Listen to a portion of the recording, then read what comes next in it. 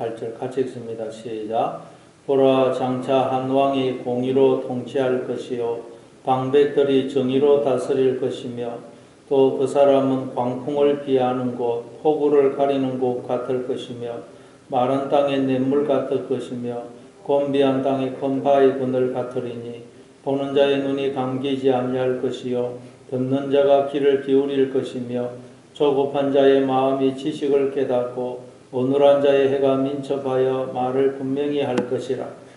어리석은 자를 다시 존귀하다 부르지 아니하겠고 우둔한 자를 다시 존귀한 자라 말하지 아니하리니 이는 어리석은 자는 어리석은 것을 말하며 또 마음의 불의를 보며 간사를 행하며 패역한 말로 여호와를 거스르며 줄인 자의 속을 비게 하며 목마른 자에게서 마실 것을 없어지게 함이며 악한 자는 그 그릇이 악하여 악한 계획을 세워 거짓말로 가련한 자를 멸하며 가난한 자가 말을 바르게 할지라도 그리함이거니와 존귀한 자는 존귀한 일을 계획하나니 그는 항상 존귀한 일에 서리라. 아멘. 31장에서 하나님은 우리를 심판하셔서 구원하실 것이다 라는 것에 대해서 말씀을 했습니다. 근데 이제 또 32장에서는 그걸 다른 측면에서 설명합니다. 구원이란 뭐냐? 우리가 이제 누구의 통치, 다스림을 받는 것이냐로 설명해요.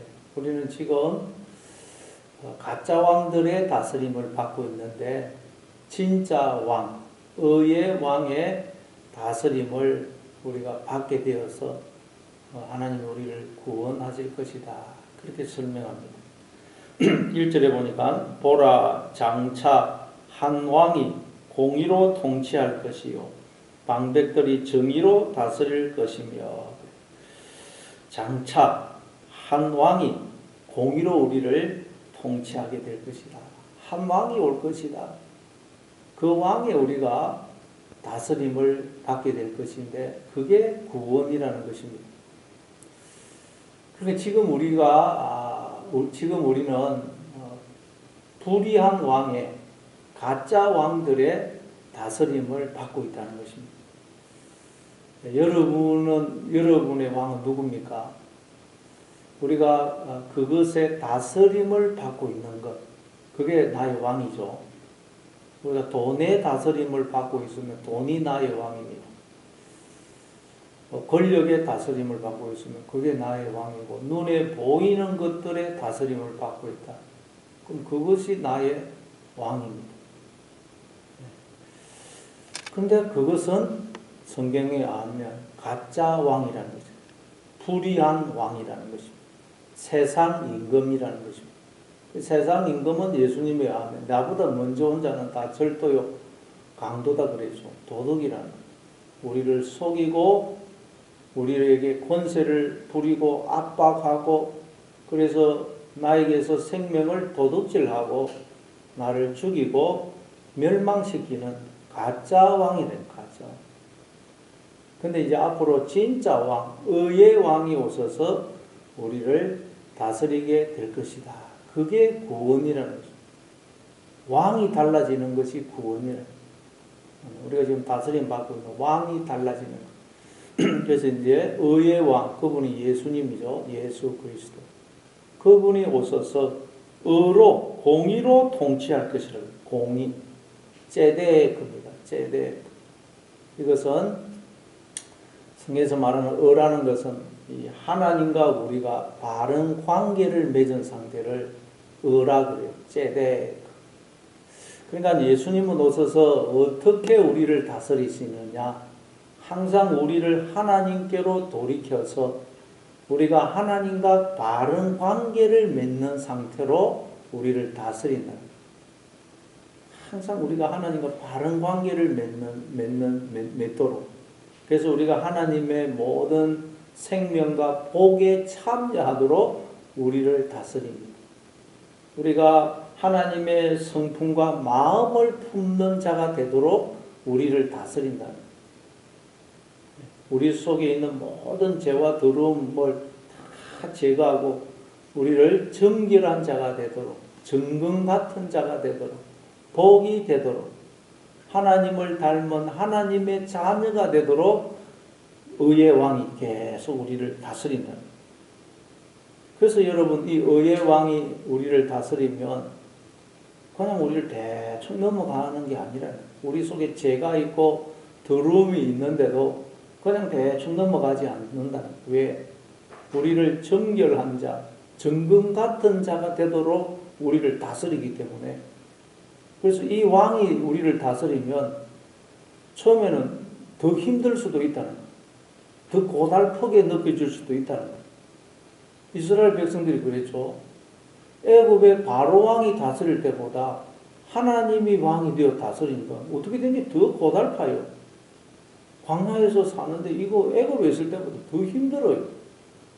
더 무슨 뭐 악독한 왕처럼 느껴요. 하나님이 더 악독한 왕처럼 더 고생시키고.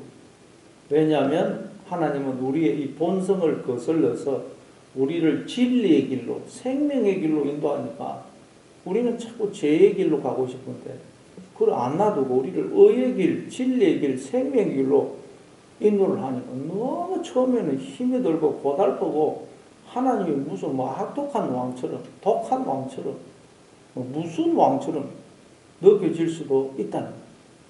그러나 그건 이 의의 왕이 우리를 너무도 사랑하시기 때문에 우리가 잘못되는 것을 용납을 하지 않기 때문에 그렇게 느껴진다는 거예요.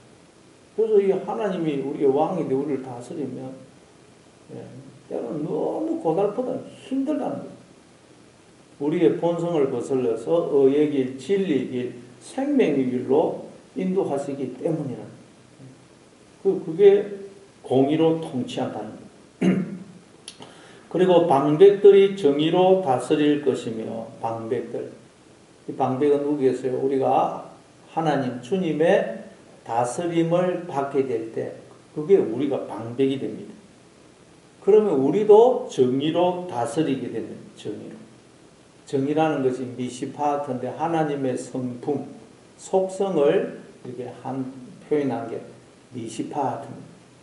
그래서 우리가 하나님의 다스림을 받게 되면 어떻게 되냐? 우리도 하나님의 성품, 하나님의 마음을 품게 된다는 거예요. 그래서 그 하나님의 성품대로 마음대로 우리도 인생을 살게 되고 다른 사람을 대하게 된다. 그래서 우리도 항상 다른 사람을 이제 대할 때 섬기고 다른 사람에게 목숨을 주는 사랑을 베풀고 그 사람을 진리로 의의 길로 인도한다는 거예요. 예수님을 믿기 때문에 우리 이제 사랑하지만 항상 죄와 불의는 용납을 안 하는 것입니다. 진리의 길, 의의 길로 인도하기 때문에. 그게 방백들이 정의로 다스리게 된다. 그리고 2절에 또 그 사람은 광풍을 피하는 곳, 폭우를 가리는 곳 같을 것이며 마른 땅의 냇물 같을 것이며 곤비한 땅의 큰 바위 그늘 같으리니 그 사람, 의의 왕 예수 그리스도는 광풍을 피하는 곳, 폭우를 가리는 곳 같을 것이다. 지금 남유다는 아수르의 위협 앞에 애굽의 도움을 구하여 애굽이 광풍을 피하는 곳이라고 폭우를 가리는 곳이라고 생각했어요. 또 이전에는 아수르한테 도움을 구하고 자꾸 무슨 강대국, 뭐 사람, 돈, 환경을 강풍을 피하는 곳, 폭우를 가리는 곳이라고 생각했어요.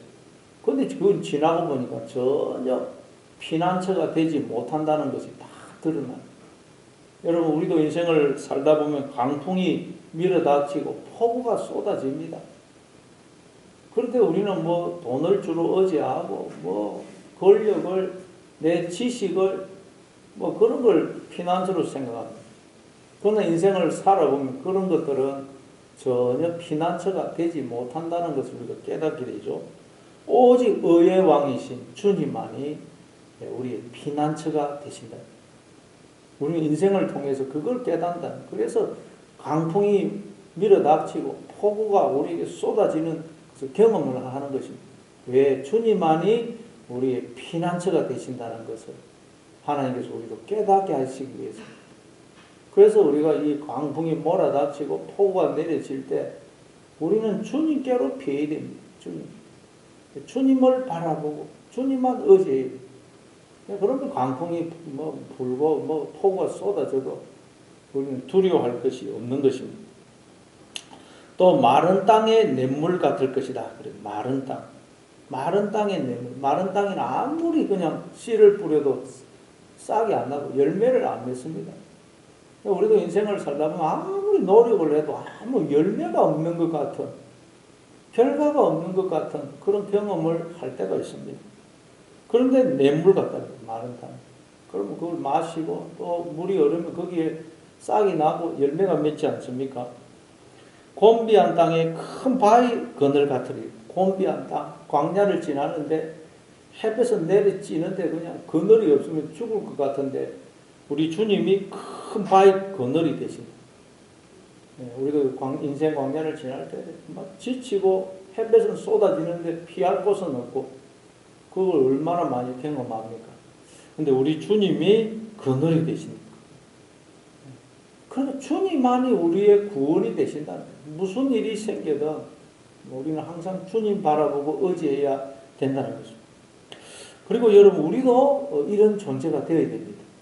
우리도 다른 사람에게 피난처가 되어주고 마른 땅의 냇물 같은 존재, 큰 바위 그늘 같은 존재가 되어줘야 돼요. 우리가 주님의 다스림을 받게 되면 우리도 이런 존재가 됩니다. 그러면 이제 우리 주변의 사람들이 나를 통해서 나와 함께 하시는 주님을 보게 되는 것입니다. 3절 보니까 보는 자의 눈이 감기지 아니할 것이요 듣는 자가 귀를 기울일 것입니다. 우리가 주님의 다스림, 의의 왕이신 주님의 다스림을 받게 되면 이제 눈이 열려서 감기지 않게 된다. 눈이 열려서. 그래서 눈이 열려서 이제 진짜 보아야 할 것을 보게 됩니다. 우리는 지금 뭘 보죠? 눈에 보이는 것만 쳐다봅니다. 근데 성경에 하면 눈에 보이는 것은 잠깐이란 잠깐. 눈에 보이는 것은 잠깐 있다가 없어지는 그런 실체가 아니고 허상이라는 것입니다. 근데 우리는 전부 다 눈에 보이는 것만 쳐다보고 그게 전부인 줄 알고 그것에 영향을 받고 그것으로 모든 걸 판단합니다. 그러나 이제 우리가 주님의 다스림을 받게 되면 눈이 열려서 이 잠시 있다가 없어지는 이 눈에 보이는 것이 아닌 영원한 실체 하나님의 세계를 보게 된다.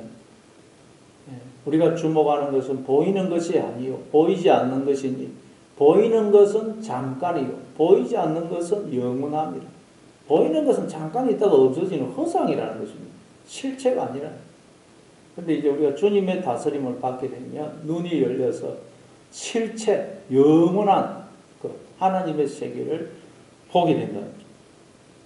그래서 그러면 이제 눈에 보이는 것에 영향을 안 받습니다. 눈에 보이는 것에 의해서 판단을 안 받는다. 내가 처한 환경이 어떻든 무슨 일이 일어나든 또 사람을 볼 때도 그 사람의 외모를 보고 판단하지 않는다는 것입니다. 그리고 듣는 자가 귀를 기울일 것입니다. 귀가 열리게 된다는 거예요. 그래서 들어야 될 음성을 듣게 됩니다. 어떤 음성입니까? 양들은 목자의 음성을 듣습니다. 목자의 음성.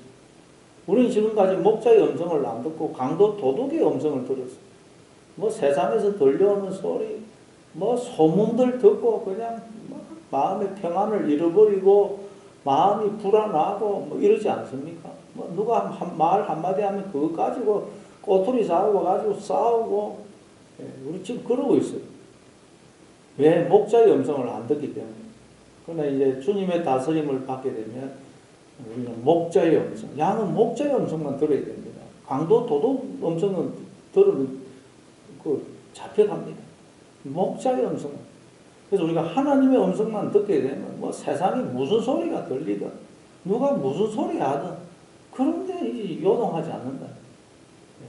오늘 여러분 오직 주님의 음성만 들으시기를 바랍니다.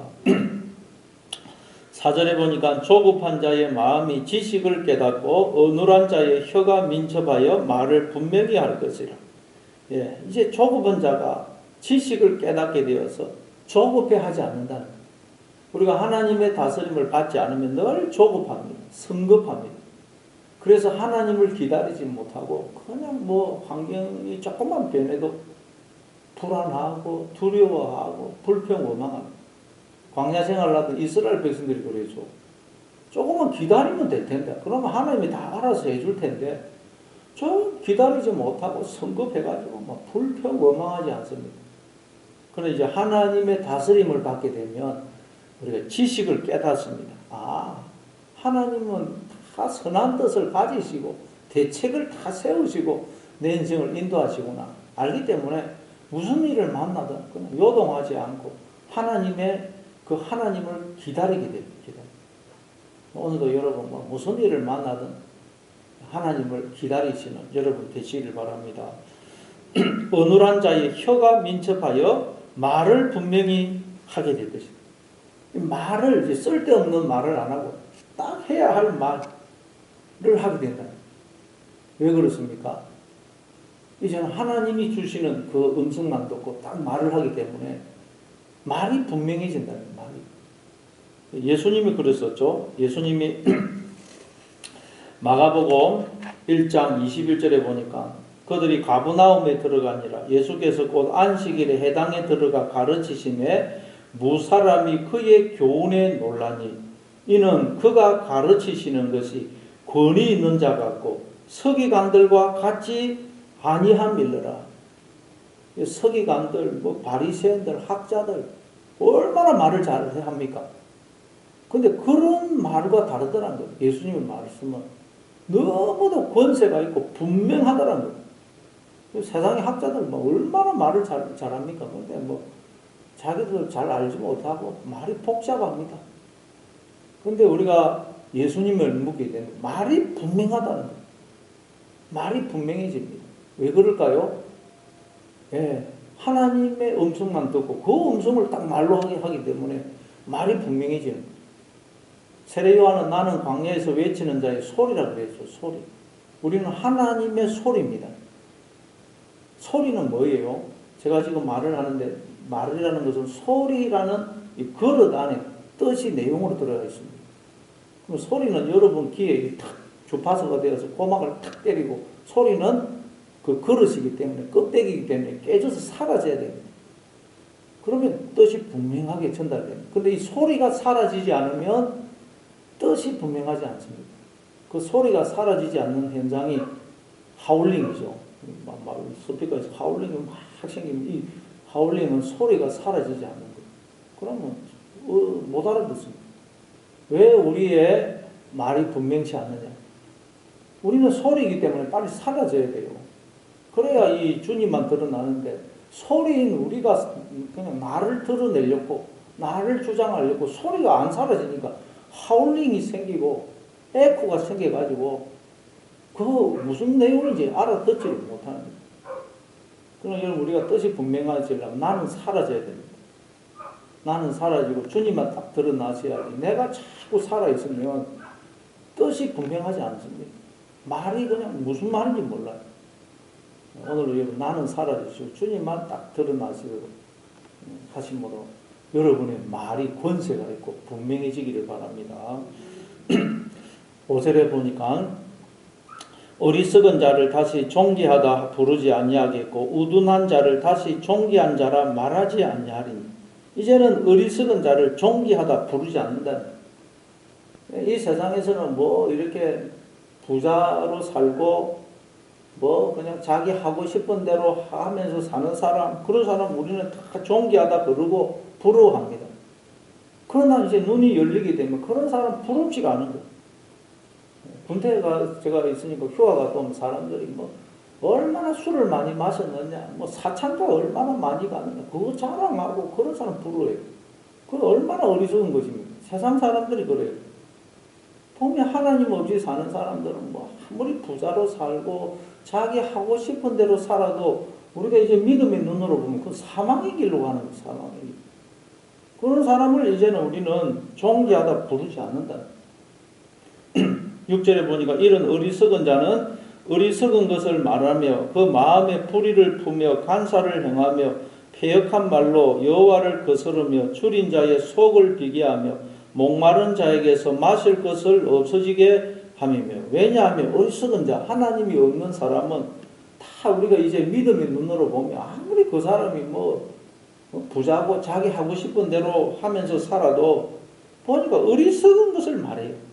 어리석은 걸 말하고 그 마음에 불의를 품어서 간사를 행하고 패역한 말로 여호와를 거스르며 줄인 자의 속을 비교하며 목마른 자에게서 마실 것을 없어지게 하는 그런 인생을 살고 있거든요. 그래서 우리는 이제 하나님 없이 사는 사람은 그 사람이 어떻게 살든 부러워하지 않는 것입니다. 7절에 보니까 악한 자는 그 그릇이 악하여 악한 계획을 세워 거짓말로 가련한 자를 멸하며 가난한 자가 말을 바르게 할지라도 그리함이거니와. 악한 자는 그 그릇이 악하기 때문에 항상 악한 계획을 세운다. 거짓말로 가련한 자를 멸하고 가난한 자가 말을 바르게 할지라도 그렇다. 악한 자는 그릇이 악하기 때문에 선한 생각, 선한 계획을 못한다는 거예요. 항상 악한 생각만 하고 악한 계획만 한다는 거예요. 그러니까 여러분 이 그릇을 선한 그릇으로 바꿔야 됩니다. 그릇. 안 그러면 악한 그릇이 되면 악한 생각과 악한 계획밖에 할 수가 없다는 거예요. 그릇을 바꿔야 돼요. 그래서 디모데후서 2장에 보면 여러 종류의 그릇이 있지만 깨끗한 그릇만 주인에게 쓰임 받는다 그러죠. 그릇이 깨끗해야 됩니다. 안 그러면 쓰임을 받지 못해요. 우리는 그릇이 깨끗해져야 됩니다.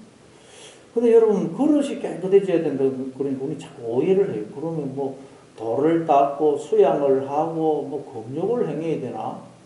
이렇게 생각해요. 그건 아닙니다. 전혀 그릇은 여러분 다 똑같아요. 사실은 그 당시 그릇은 질그릇인데 그릇은 똑같습니다. 그릇이 깨끗하냐 더러우냐는 그 안에 내용물이 뭐냐, 그 안에 그릇 안에 담긴 내용물이 뭐냐, 그 그릇 안에 담긴 게 생수가 담겨 있으면 깨끗한 그릇이고 그 질그릇 안에 똥이 들어있으면 더러운 그릇이고. 그릇은 다 똑같습니다. 그릇은. 그래서 예수님도 사람은 그 마음에 쌓은 것을 낸다 그러죠. 악한 것을 쌓아 놓으면 악한 것을 내고 선한 것을 쌓아 놓으면 선한 걸 낸다는 거예요. 그럼 여러분 우리가 이 그릇이 깨끗해지는 방법은 그릇 스스로는 절대 깨끗해질 수 없어요. 그릇은 다 그 당시 질그릇인데 그릇이 어떻게 저절로 깨끗해질 수 있겠어요? 그릇이 깨끗해질 수 있는 건 깨끗한 것을 담으면 깨끗한 그릇이 되고 더러운 것을 담으면 더러운 것이 됩니다. 그리고 우리가 마음에 뭘 담느냐? 계속 말씀을 담으면 말씀을 듣고 묵상해서 말씀을 담고 내 생각도 말씀으로 걸러서 나쁜 생각을 자꾸 몰아내고 하나님의 생각만 딱 담으면 우리는 깨끗한 그릇이 됩니다. 그러나 그냥 아무 생각이나 쭉 담으면 더러운 것이 그릇이 된다는 거예요. 그릇 스스로는 깨끗해지고 그럴 방법이 없어요. 깨끗해질 수가 없습니다. 안에 담아있는 내용물이 뭐냐에 따라서 깨끗한 그릇이냐 더러운 그릇이냐가 결정됩니다. 여러분 음식은 우리가 얼마나 갈아서 먹습니까? 몸에 좋은 거 얼마나 갈아서 먹으면서 생각은 그냥 아무거나 잡고 담으면 안 된다는 거예요. 그래서 여러분 생각 일어나는데도 생각하면 안 됩니다. 자꾸 말씀을 듣고 묵상하고 말씀으로 가려서 생각도 가려서 이게 아닌 건 버려야 됩니다. 하나님의 생각, 영의 생각만 품어야 깨끗한 그릇이 되어가지고 항상 이 선한 생각, 선한 계획을 하게 되는 것입니다. 그래서 8절에 보면 그래서 존귀한 자가 되면 깨끗한 그릇이 되면 존귀한 자는 존귀한 일을 계획하나니 그는 항상 존귀한 일에 서리라.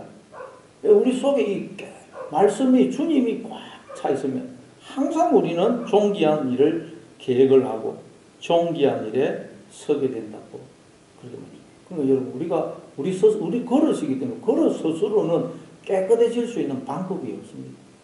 내용물이 뭐냐에 따라서 깨끗한 그릇이 될 수도 있고 더러운 그릇이 될 수도 있는 거예요.